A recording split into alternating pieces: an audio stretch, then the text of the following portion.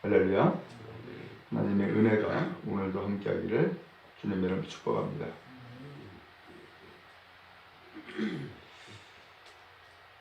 예수님이 제자들에게 한 비유를 말씀을 했습니다. 어떤 부자에게 청지기가 있다는 거예요. 근데 주인이 듣기를 이 청지기가 주인의 재산을 낭비한다, 이런 소식을 들은 거예요. 그래서 주인이 그 청지기를 불렀어요. 내가 이런 이야기를 듣고 있는데 어떻게 된 거냐? 그러면서 그를 소위 말하면 사임을 시킨 거예요. 그만둬라 하고서는 일을 그만두게 한 거예요. 이 청지기가 큰일 났어요. 하루아침에 일터를 잃어버렸으니까 이거 어떻게 할까? 그러면서 속으로 생각을 했어요. 땅을 파자니 힘은 없고 빌어먹자니 부끄럽고 이럴 수도 없고 저럴 수도 없는 그런 상황에 처하니까 이 사람이 이렇게 하면 되겠다. 이렇게 하면은 이 사람이 나를 나중에 그야말로 도와주겠지 생각한 거예요. 그것이 무엇이냐면은 이 주인에게는 돈을 빌려 쓴 사람이 많은 거예요. 그래서 돈을 빌려 쓴 사람을 한 사람 한 사람 불렀어요.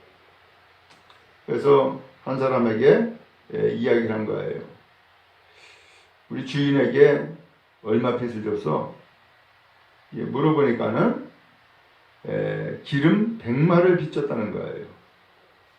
그러면 그 빚 증서 그걸 여기서 고쳐라 해가지고서는 50이라고 쓰게 한 거예요. 또는 이 빚진 자는 갑자기 기름 100마리에서 50으로 줄어든 거예요. 또 다른 사람을 불렀어요.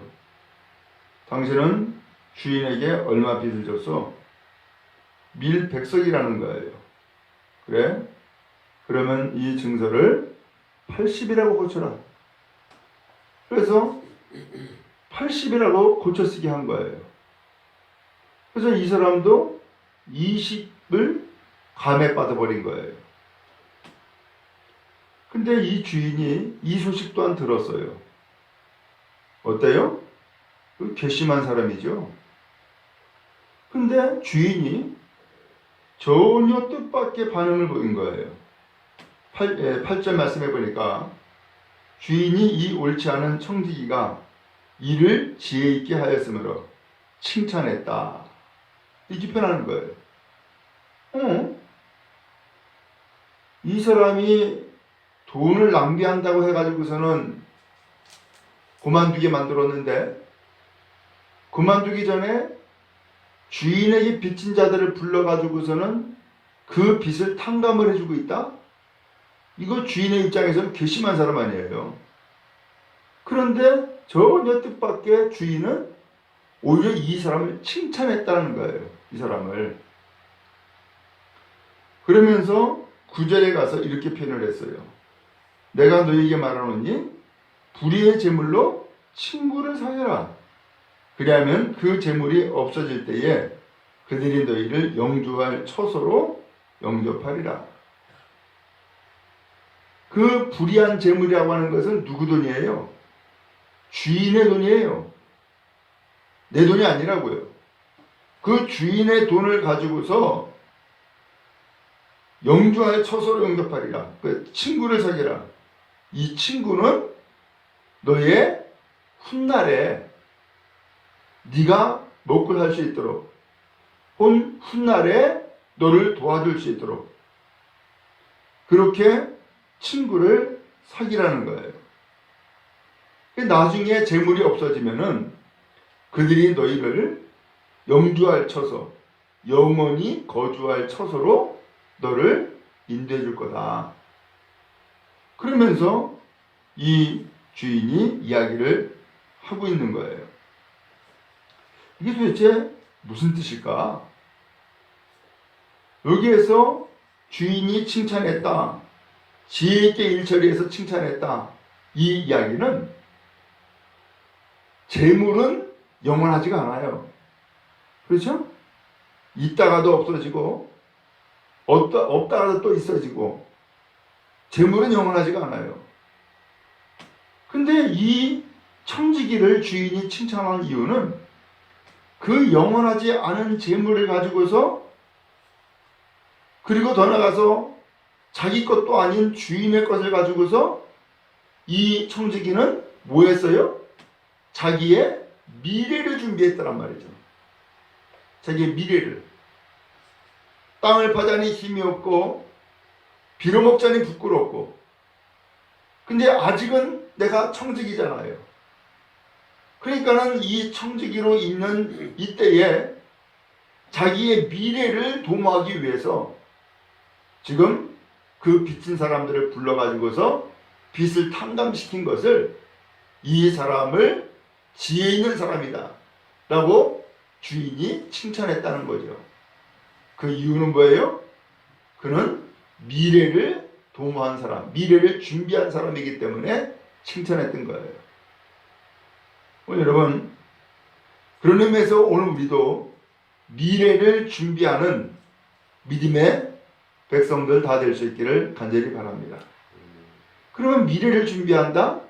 그 미래가 뭐예요? 오늘 우리는 알아요.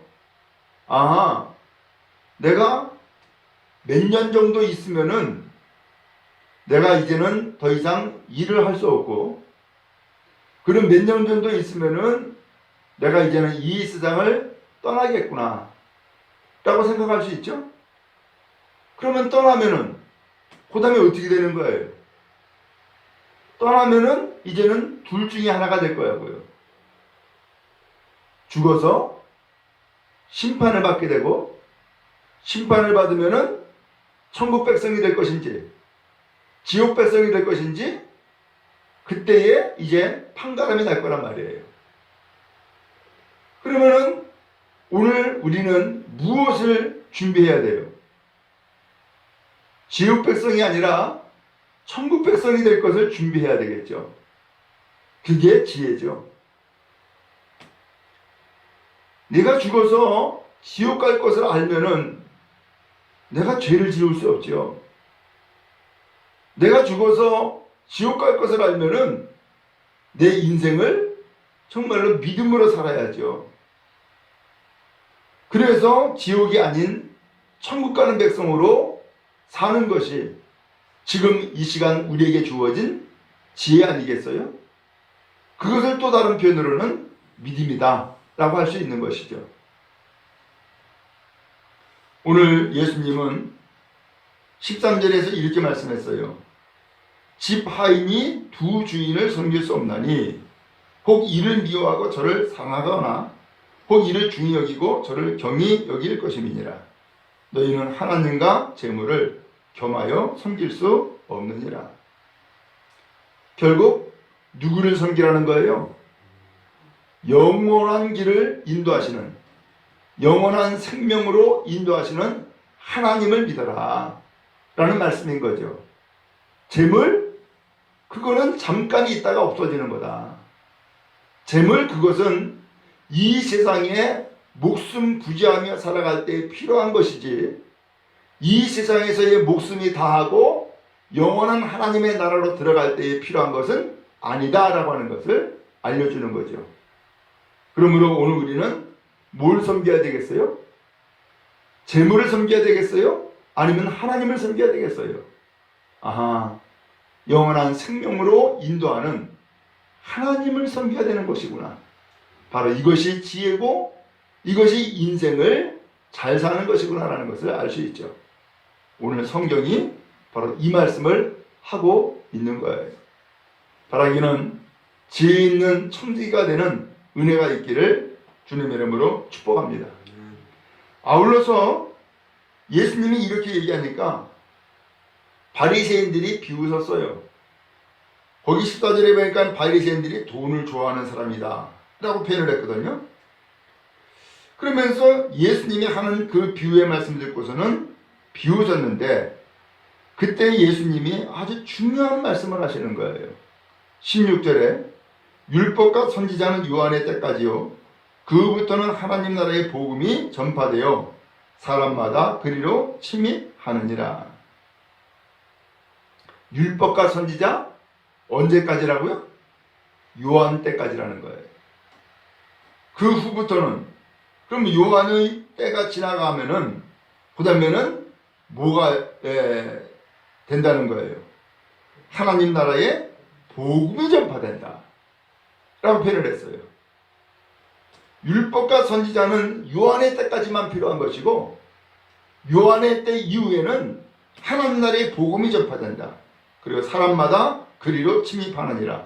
사람마다 그리로 들어간다는 거예요. 여기 단어를 침입이라고 표현하니까는 이 침입, 침략, 이것은 우리에게 부정적인 인식을 가져오죠. 여기 침입이라고 하는 것은 들어간다라는 거예요. 들어간다.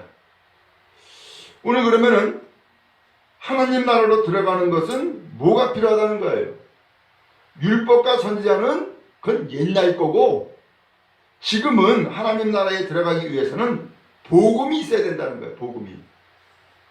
근데 지금 이 예수님의 말씀을 듣고서는 바리새인들은 돈을 좋아하는 사람인데, 돈을 좋아하다 보니까 이 사람들이 예수님의 말씀을 비웃었다라고 한 거예요.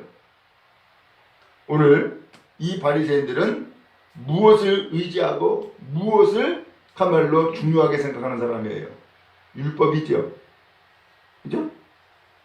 그래서 이 사람들은 소위 말하면 옛날 것을 지금 붙잡고 있는 사람이고, 혹은 이 사람들은 참말로 불필요한 것 혹은 썩어질 것을 지금 붙잡고 있는 사람인 거예요.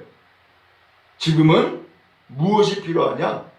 바로 하나님의 나라에 들어갈 수 있는 그러한 길, 하나님의 나라에 들어갈 수 있는 그 믿음의 줄, 생명의 줄을 붙잡아야 되는데, 그것이 다른 것이 아니라 예수 복음이다 라고 하는 것을 예수님이 말씀하고 있는 거예요. 그러면서 예수님이 이어서 말씀했어요. 한 부자가 있다. 이 사람이 얼마나 부자인지 자색옷도 입고 고운 베옷을 입고 날마다 호화롭게 생활했다는 거예요.